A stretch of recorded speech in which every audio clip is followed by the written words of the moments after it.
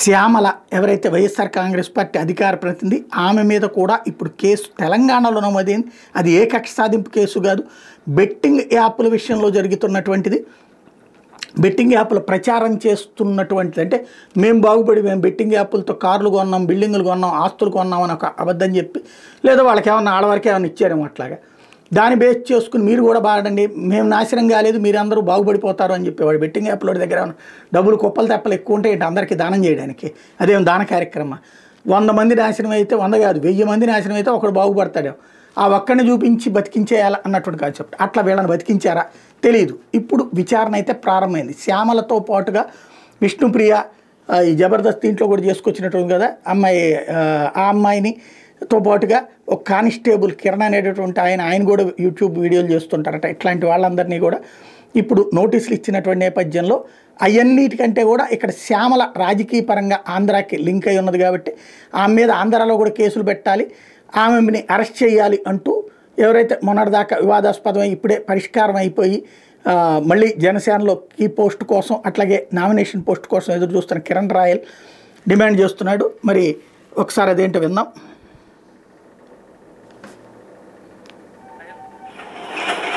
మనం చూసుంటాం నిన్నటి రోజు వైసీపీ అధికార ప్రతినిధిని చెప్పుకోవడం ఏంటి, వైసీపీ అధికార ప్రతినిధి అని చెప్పి ఈ గత కొద్ది రోజులుగా టీవీల్లో వచ్చి వెనకాల జగన్ బొమ్మ పెట్టుకొని ఓవర్ యాక్షన్ చేస్తున్న శ్యామల నిన్నటి రోజు తెలంగాణలో కేసు నమోదైంది. అది ఎట్లాంటి కేసు అంటే యువకుల్ని టార్గెట్ చేసి ఏదైతే బెట్టింగ్ యాప్స్ పేరుతో బలి తీసుకుంటుందో దాన్ని ప్రమోషన్ చేయడం. ఈమె ఒక అధికార ప్రతినిధి ఒక పార్టీకా, లేదా బెట్టింగ్ యాప్స్ ప్రమోషన్ చేయడం అధికార ప్రతినిధా? చెప్పండి. ప్రతి ఒక్కరి వ్యక్తిగత విషయాలు, ప్రతి ఒక్కరి వ్యక్తిగత జీవితాలు ఈమె వేలు పెడుతుంది. వాళ్ళని నరికేయాలి, వాళ్ళని తాట తీయాలి, తొక్కి పెట్టాలంటుంది. ఇప్పుడు ఈమెను ఏమి చేయాలి చెప్పాలి, వైసీపీ పేటీఎం గానే చెప్పాలి ఇప్పుడు. ఎందుకంటే బెట్టింగ్ యాప్స్ ఎంతమంది నేరం తెలుసు, ఎంతమంది బలైపోతారో తెలుసు. నేను ఇప్పుడు ఓటాడుతున్నా వైఎస్ఆర్ కాంగ్రెస్ పార్టీ వాళ్ళని, ఈమెని వెంటనే శ్యామలని సస్పెండ్ చేయండి. అధికార ప్రతినిధిగా ఉండే అర్హత హోదా లేదు కాబట్టి సస్పెండ్ చేయండి. ఏమి సస్పెండ్ చేసి మాట్లాడండి, అంతేగాని ప్రతి ఒక్కరి విషయాలు మాట్లాడడం కాదు కదా. ఈ మధ్యన తనని క్వశ్చన్ చేసి, అంటే ఆయన ఇంతకుముందు కిరణ్ రాయల్ వచ్చేటప్పటికి అందరినీ రోజా కానీ వీళ్ళందరినీ టార్గెట్ చేస్తుంటాడు కాబట్టి మొన్న కిరణ్ రాయల్ మీదనే అమ్మాయి కేసు అప్పుడు హడావిడి జరిగింది కాబట్టి అయితే పార్టీ ఇమ్మీడియట్గా సస్పెండ్ చేసింది. వైసీపీలో అట్లాంటి సస్పెన్షన్స్ లేకపోవడమే ఇక్కడ ప్రధాన సమస్య. ఈ మధ్యన ఎవరొకళ్ళు ఇద్దరిని చేసినట్టు పెద్దోళ్ళ జోలికైతే పోయినట్లేదు.